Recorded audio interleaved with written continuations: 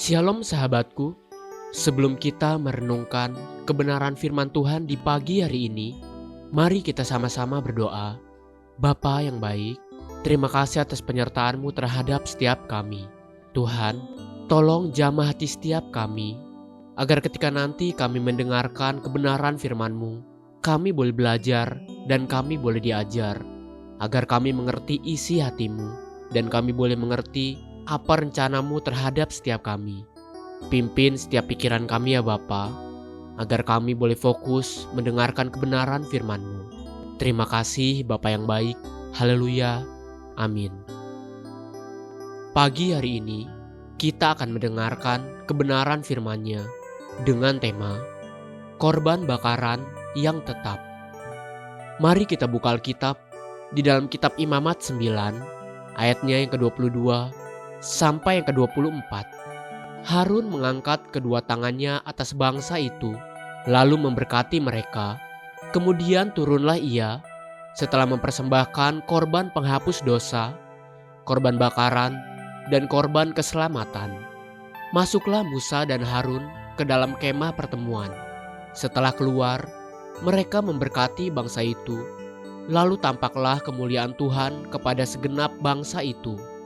Dan keluarlah api dari hadapan Tuhan, lalu menghanguskan korban bakaran dan segala lemak di atas mezbah. Tatkala seluruh bangsa itu melihatnya, bersorak-sorailah mereka, lalu sujud menyembah.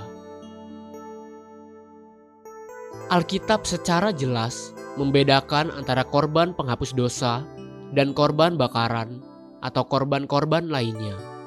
Perbedaan yang sangat mendasar adalah korban penghapus dosa adalah korban yang diwajibkan oleh Tuhan, sedangkan korban bakaran lainnya adalah korban sukarela.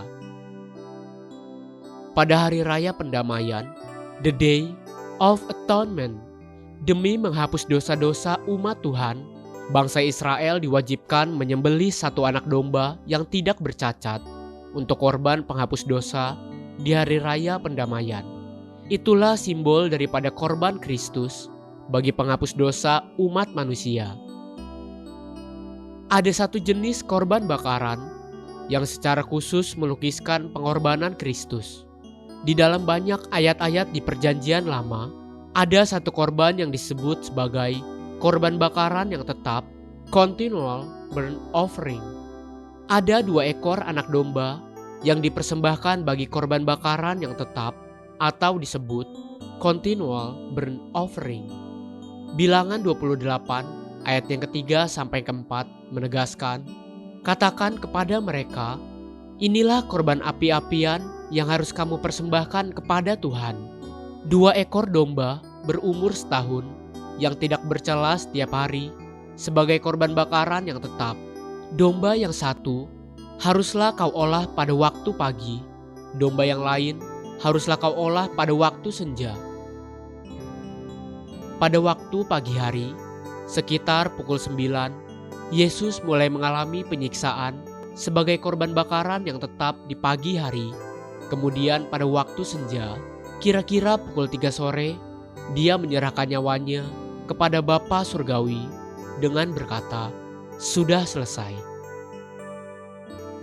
Korban itu secara khusus menunjuk kepada Kristus sendiri dan disebut sebagai korban bakaran yang tetap, sebab korban itu tetap ada sekali untuk selamanya.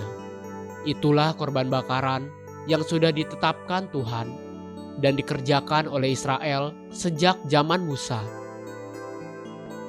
Setelah korban itu dikerjakan, maka barulah Imam Besar Harun memberkati umat Tuhan.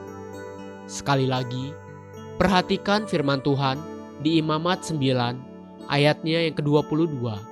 Harun mengangkat kedua tangannya atas bangsa itu, lalu memberkati mereka. Kemudian turunlah ia, setelah mempersembahkan korban penghapus dosa, korban bakaran, dan korban keselamatan. Inilah blueprint atau gambaran kehidupan umat Tuhan yang sesuai dengan rencana Tuhan. Pertobatan dan ucapan syukur mendahului berkat Tuhan, bukan kebalikannya. Berharap untuk diberkati, baru mengucap syukur dan bertobat. Pagi ini, sudahkah masing-masing kita mengucap syukur dan bertobat atas dosa dan kesalahan kita sendiri? Haleluya. Sahabatku, mari kita sama-sama berdoa. Terima kasih Bapa Surgawi. Aku mau bersyukur untuk segala perkara yang telah Engkau kerjakan di dalam hidupku.